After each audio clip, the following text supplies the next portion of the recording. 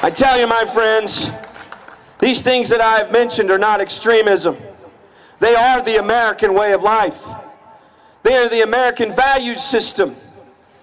They are the very sentiments which so many brave souls have fought and died to preserve. And today, these things are coming under attack from within like they never have before. It's this administration and this Congress are the ones who attempted to limit the wealth of this nation and bankrupt Kentucky's coal industry through devastating cap and trade and destructive EPA rulings. It's this administration and this Congress that are the ones who have passed unprecedented, unconstitutional mandates telling us we have to purchase crappy government health care.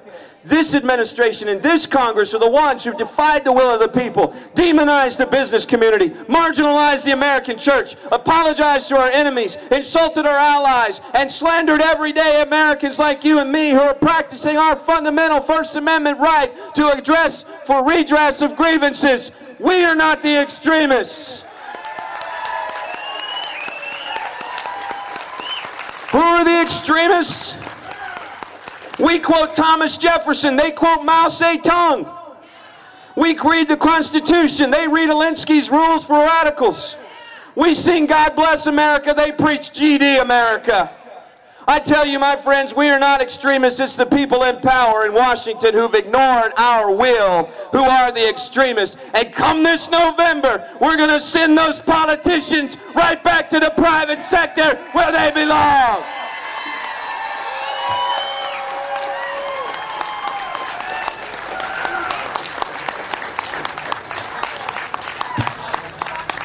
So there's a fundamental difference between us and the liberals who hold power right now.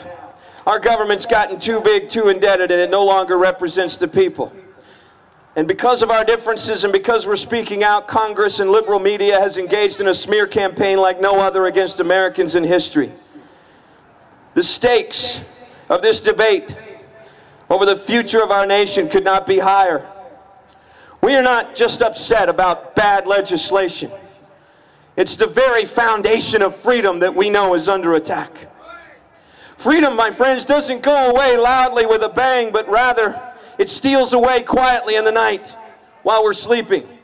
Well, we're not asleep anymore. The American people are awake. Are we awake?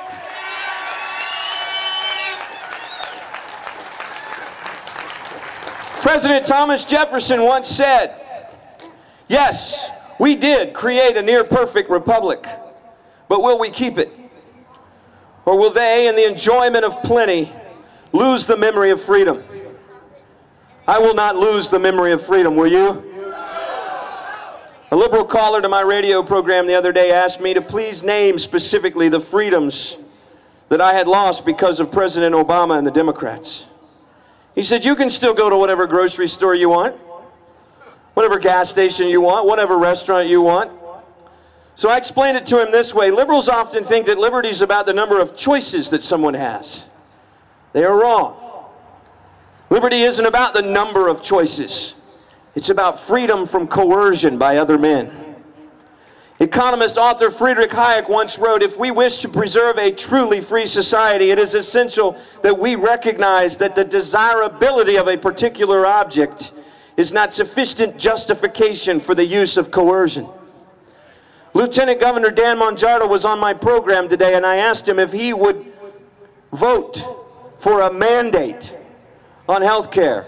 He said, I prefer not to think of it that way.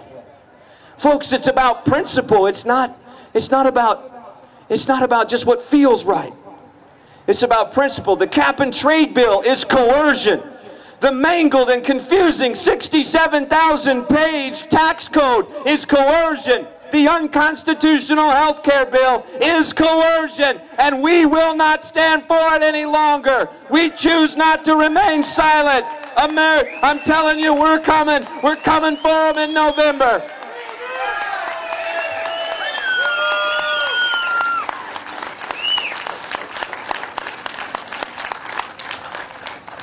An American writer in the early 19th century said this: this republic was not established by cowards, and cowards will not preserve it.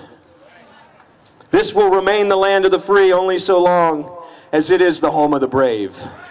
We choose to be brave tonight in Lexington, Kentucky, and in Louisville, Kentucky, and in states all across this land as we gather by the hundreds of thousands, and we choose to be brave and take our freedom back and stand for this nation and for all the greatness that has come before us.